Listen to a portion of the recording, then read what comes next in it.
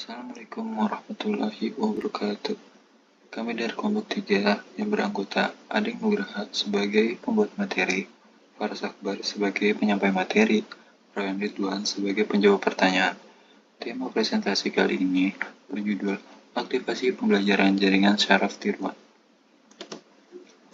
Fungsi aktivasi. Ada beberapa fungsi aktivasi yang sering digunakan dalam jaringan syaraf tiruan, antara lain fungsi undak biner atau hard limit. Jaringan dengan lapisan tunggal sering menggunakan fungsi undak atau step function untuk mengkonversikan input dari suatu variabel yang bernilai kontinu ke suatu output biner 0 atau 1.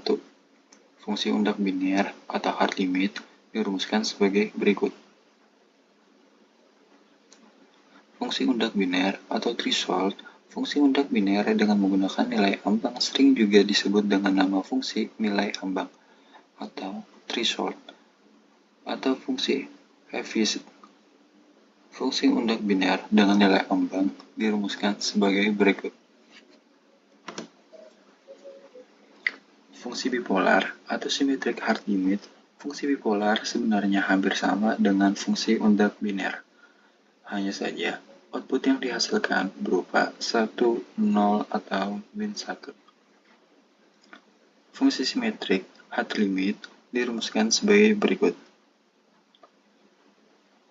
Fungsi bipolar dengan threshold. Fungsi bipolar sebenarnya hampir sama dengan fungsi undak biner dengan threshold.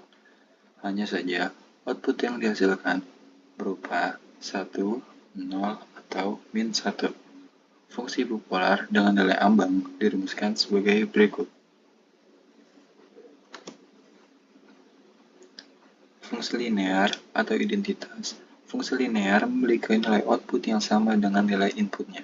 Fungsi linear dirumuskan sebagai berikut. Fungsi saturating linear. Fungsi ini akan bernilai 0 jika inputnya kurang setengah, maka akan bernilai 1 jika inputnya lebih dari setengah. Sedangkan jika nilai inputnya terletak antara min setengah dan setengah, maka outputnya akan bernilai sama dengan nilai inputnya ditambah setengah. Fungsi saturating linear dirumuskan sebagai berikut. Fungsi symmetric saturating linear. Fungsi ini akan bernilai min 1 jika inputnya kurang dari min 1 dan akan bernilai 1 jika inputnya lebih dari 1. Sedangkan jika nilai inputnya terletak antara min 1 dan 1, maka outputnya akan bernilai sama dengan nilai inputnya. Fungsi simetrik saturating linear dirumuskan sebagai berikut.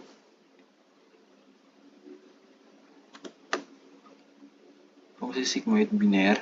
Fungsi ini digunakan untuk jaringan syaraf yang dilatih dengan menggunakan metode backpropagation. Fungsi sigmoid biner memiliki nilai pada range 0 sampai 1.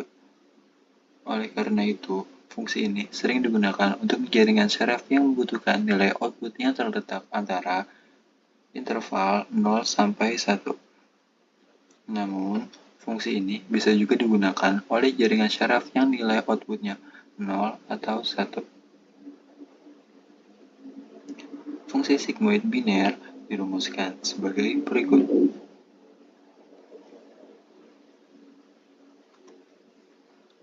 Fungsi sigmoid bipolar. Fungsi sigmoid bipolar hampir sama dengan fungsi sigmoid biner, hanya saja output dari fungsi ini memiliki range antara 1 sampai 1. Fungsi sigmoid bipolar dirumuskan sebagai berikut.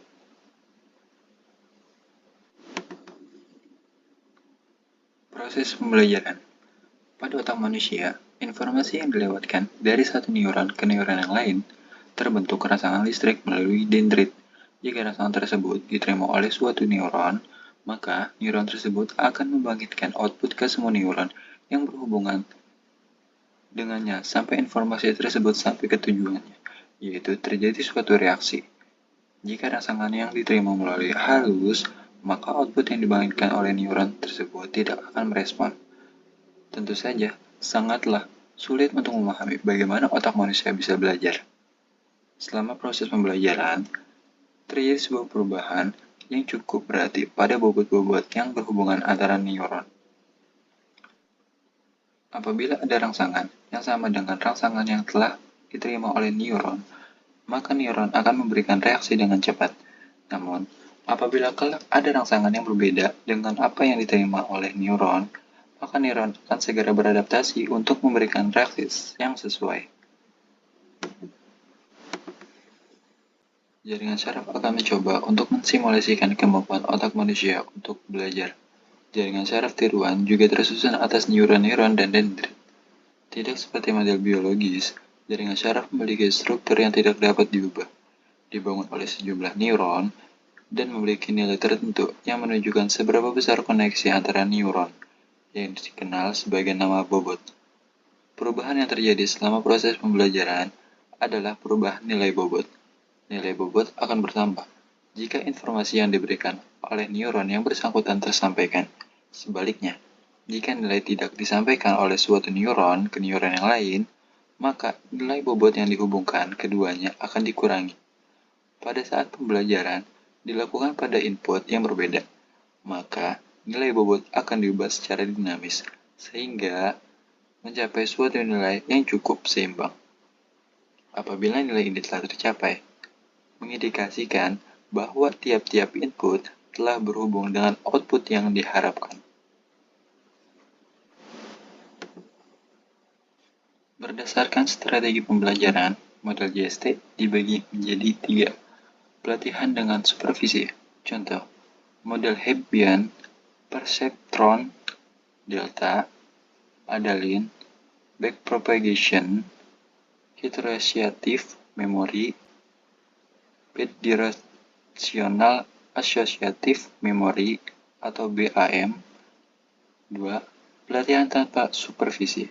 Contoh, model Hebbian, Competitive Coherent. 3.